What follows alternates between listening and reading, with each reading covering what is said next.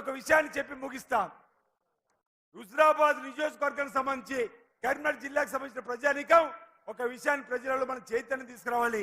ఏ గ్రామానికి వెళ్ళినా బండి సంజయ్ అంటున్నాడు అక్షంతలు వచ్చినాయి గ్రామానికి అని చెప్పని, అక్షంతలు పంచిరా అని చెప్పని మాట్లాడుతున్నారు. ఈ రోజు మనం ప్రజలను అడగాలి, అక్షంతలు ఎప్పుడు రావాలి?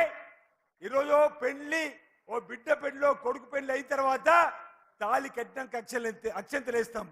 లేదు గ్రామాల్లో హనుమాన్ ఆలయమే కానీ, రామాలయమే కానీ, వెంకటేశ్వర ఆలయమే కానీ, పోచమ్మ ఆలయం కానీ, ఎల్లమ్మ ఆలయం కానీ ఏ ఆలయమైనా నిర్మాణం పూర్తయి స్వామివారి అమ్మవారి విగ్రహ ప్రతిష్ఠ అయినాక స్వామివారి పాదాల దగ్గర పెట్టినటువంటి అక్షింతలను మన తలపైన వేస్తే శుభము, మోక్షము, లేదా కుటుంబ సభ్యులకు తీసుకెళ్లి వేయాలంటే శుభము. కానీ అయోధ్యలో రామ మందిర నిర్మాణం పూర్తే కాలే, అయోధ్యలో రాముడు కొలువే తీరలే, అయోధ్యలో రాముడి విగ్రహ ప్రతిష్ఠ జరగలేదు, అయోధ్యలో రాముడి పట్టాభిషేకం కాకంటే 15 రోజులు, నెల రోజుల ముందు అక్షంతలు పంపించినంటే దేనికి సంకేతం అంటున్నా.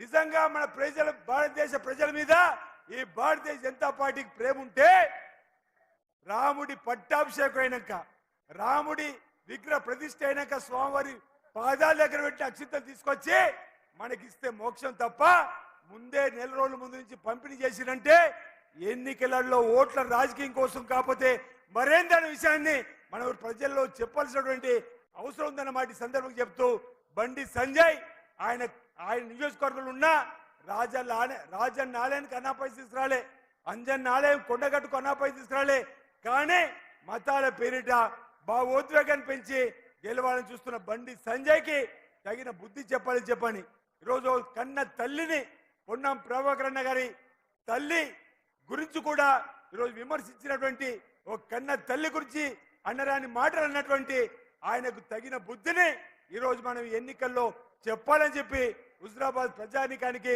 కరీంనగర్ జిల్లా ప్రజానీకానికి నా వైపు నుంచి విజ్ఞప్తి చేస్తూ ఈరోజు వెలిజాల రాజేంద్రరావు గారిని పెద్ద మొత్తంలో ఈరోజు చేతు గుర్తుకోటు వేసి గెలిపించాలని చెప్పని పేరు విజ్ఞప్తి చేస్తున్నా. అందరికీ నా హృదయపూర్వక నమస్కారం తెలియజేస్తా ఉన్నాను. జై హింద్, జై కాంగ్రెస్.